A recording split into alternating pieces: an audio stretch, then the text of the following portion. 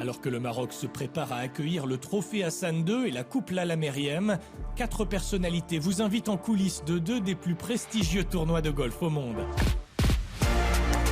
La star du golf marocaine Maha Alioui et le photographe officiel Karim Tibari.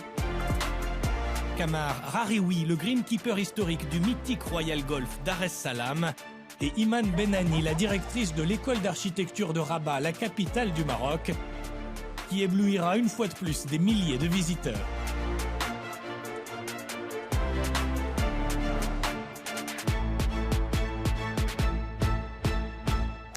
Du 19 au 24 février, un domaine idyllique pour 2 compétitions simultanées. Le trophée Hassan II, intégré au circuit PGA Champions Tour, qui réunit certaines des plus grandes légendes du golf, et la Coupe Lalla Meriem, étape du Ladies European Tour, où s'affronte l'élite européenne du golf féminin. La chance qu'on a, c'est d'avoir 2 championship courses au même endroit. Une tradition de mixité rare sur le circuit mondial, instaurée il y a 3 décennies par feu Sa Majesté le roi Hassan II, dans la verdure apaisante du Royal Golf Dar es Salaam, qui cache des parcours d'une technicité redoutable, où chaque swing peut changer la donne. Dar es Salaam a toujours été un parcours assez majestueux, assez difficile. C'est ça qu'on cherche, on veut un parcours qui est challenging, mais qui récompense les bons coups.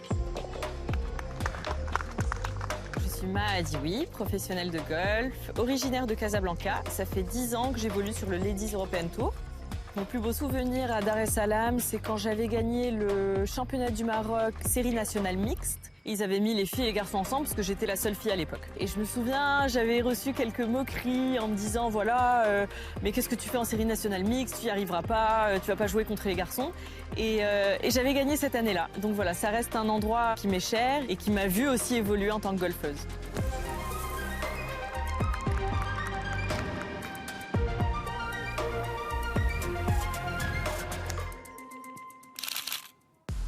Les premières années, on se retrouve avec les numéros 1 au monde. On se dit, tiens, quel hasard d'être ici, à cet endroit-là. À ce moment-là, c'est magique. C'était en 2013, une personne qui travaille avec moi au Festival du film de Marrakech. Elle m'a proposé de visiter le golf et de faire une saison. Et là, maintenant, ça fait 10 ans que je fais ça. Je m'appelle Karim Tibari, je suis photographe, né à Rabat. Rabat, c'est des couleurs du matin, du lever de soleil au coucher de soleil. Ça donne des lumières très chaleureuses et des ombres magnifiques. Il y a 46 ans de cela, là où j'ai grandi, où vraiment j'ai commencé à faire de la photo, j'ai pris mon appareil que ma grand-mère m'avait offert et je prenais des photos des murailles.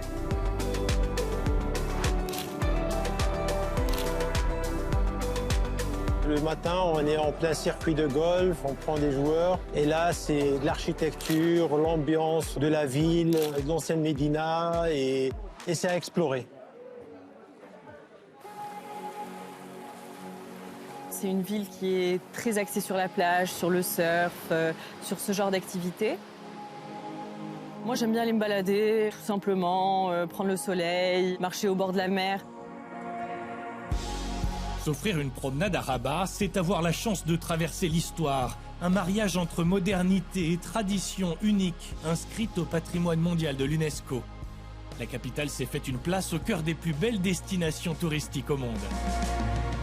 Il s'agit d'un continuum historique qu'on va retrouver sur un même plateau depuis l'Antiquité jusqu'au XXe siècle.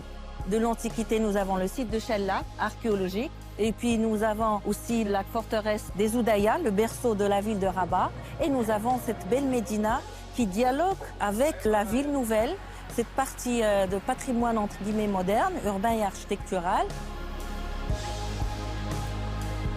Ce bâtiment-là, le bâtiment de la Poste, je l'aime parce que c'est une combinaison entre l'architecture moderne du XXe siècle avec tout ce qui est éléments architectoniques sensibles qu'on retrouve à l'intérieur des médinas.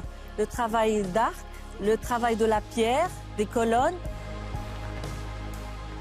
Ce qui a fait la valeur universelle de Rabat, c'est que nous avons ce continuum depuis l'Antiquité jusqu'au XXe siècle et dans la fabrication de chaque époque, on essaie de mettre en valeur celle d'avant.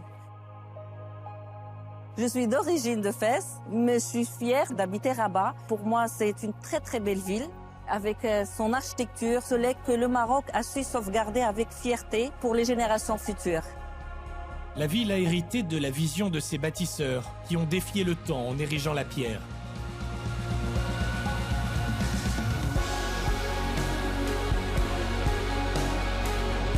Le roi Hassan II, passionné de golf, avait aussi les yeux rivés vers la nature.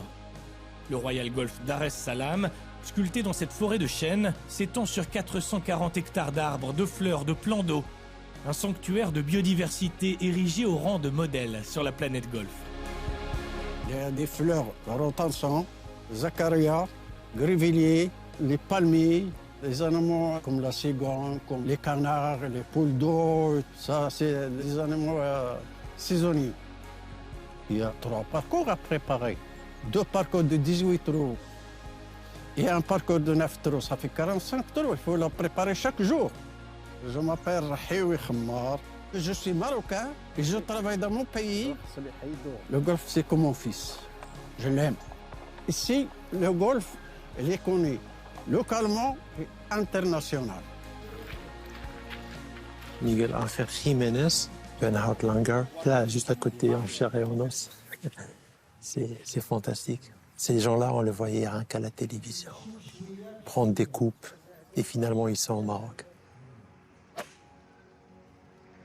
Toutes ces années-là, j'ai côtoyé Maha Haddiwi. Et maintenant, c'est Inès Laqlalech aussi qui est parmi nous dans le monde du golf marocain.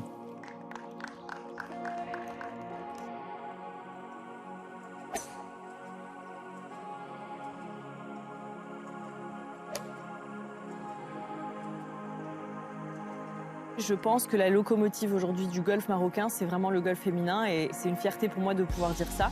Le fait d'avoir aujourd'hui beaucoup de jeunes marocaines qui ont suivi et de voir aujourd'hui qu'on est 7 à disputer la Coupe Lalla Meriem, c'est une preuve de l'évolution qu'il y a eu dans le golf féminin au Maroc.